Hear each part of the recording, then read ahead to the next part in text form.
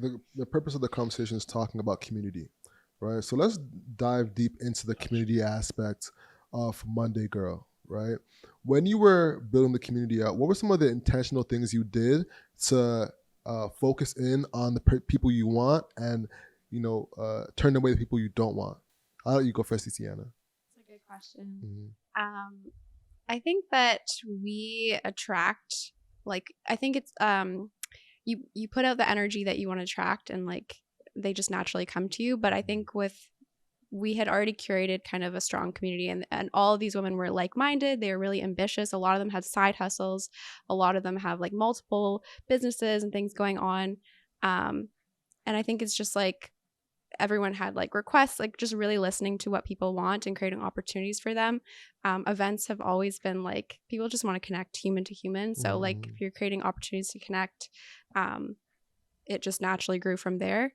Do you remember Airbnb inspiration?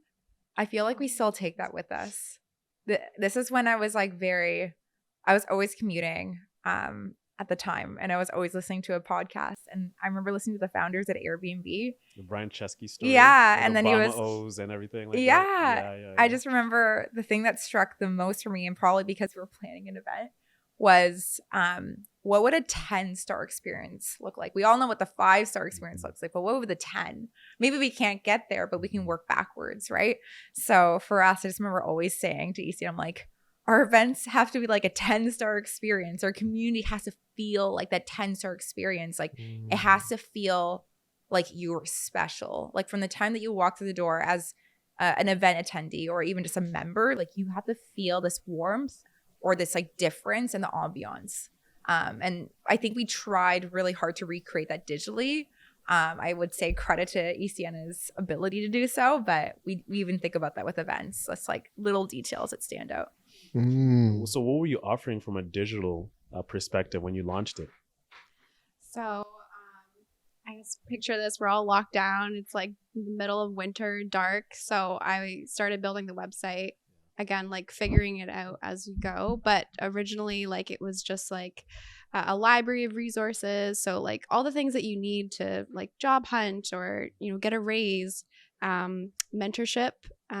So we have pretty much all the features that we started with, we still have, and it's just grown and expanded. But you could book mentors, book one-on-ones originally, RSVP to events every month. So a monthly annual access to the platform. We have a Slack group, and it's just kind of, we have so many more events every month. We have so many more tools, programming. We have over 100 mentors on our roster from top companies like Shopify, Deloitte, Google, and then it switches every quarter. So it's always been that has been our root platform, and it's just expanded over time. Yeah, I noticed there's a lot of Monday Girl mentors. How were you attracting them early on to the platform? I think that's the power of being very community driven at the beginning. Yeah, everyone's whoa, it's really popping the scene this past 2 years. And I mean, that's when we built the social club, the tech platform, but we've been around for 6 years. We were authentically trying to solve a problem for ourselves and then realize that we're solving for other people. And I think when people saw how genuine that was, and that fueled the conversations that we're having, the content that we're having, I think that's the reason why people were able to just talk about that with their companies. So we get a lot of interest from these top companies because they hear it from their boss, they hear it from somebody, maybe even if they're older, someone that they're managing. So it's really awesome. We get, I would say almost 30, 40 mentor applications a day.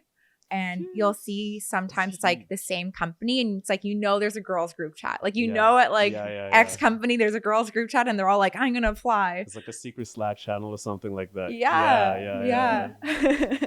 Man, that's insane. So how do you pick the right mentors? Because not everyone is eligible to be a Monday Girl mentor.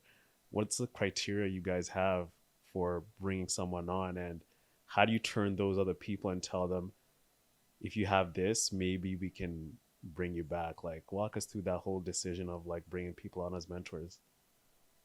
So yeah, we have hundreds of applications, and it's so amazing to see so many women, especially as you get later on in your career, they just want to give back and help the next generation. It's really hard hard to choose, but we have to do it based on like the demographics of our actual members and the demand, and like how many members are there in marketing, how many are in tech or operations, and then we fill based on, so there's a math to it. We do have criteria, so we're looking for like senior level, director level, C-suite women. You have to have at least 8 years of professional experience in whatever field you're in.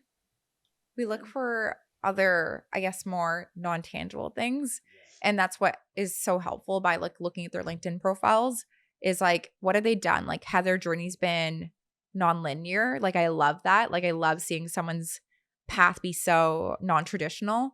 And then you can see if they've been volunteers or mentors in other places as well. So like, that's a really good indicator for us. But I would say we're pretty fortunate, and we have been very, I'd say like, we're people pleasers by heart. We hate saying no to people. So we just tell our mentors that don't get us up. We're like, next year, maybe like next quarter, we'll see. And you never know. Like sometimes like someone that's applied like a year before didn't qualify, but it's like they've built up so much experience because things can happen really fast. So we've been able to bring people on after that. So yeah. And how does it work with mentorship? So as a girl, sign up to Monday Girl. I buy it's annual, right? And there's a list of like, okay, let's say Uber, Shopify, all these directors and etc. What is their process of like getting time with that person? Do they just have like a calendar link? You can choose some time with them.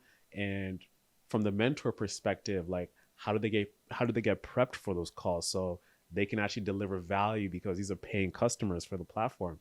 How do you like manage that side of like the mentorship and also getting these women ready for approaching these conversations and asking the right questions so they can get the right value from this person?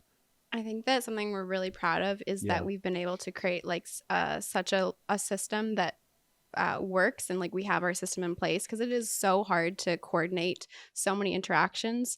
When we did start out, we did do one-on-ones, and we were like coordinating so that people could have these like book time. But as we keep growing and scaling, obviously like these are busy women, they're high profile leaders, like they only have so much time in their day too. So now we've had to make adjustments and scaled. But so Mentors like Connect is a three month program, so they can host based on their own schedule, pick their time, 45-minute session. It's Q&A style, so mentees get to like ask your questions. It's a really organic conversation.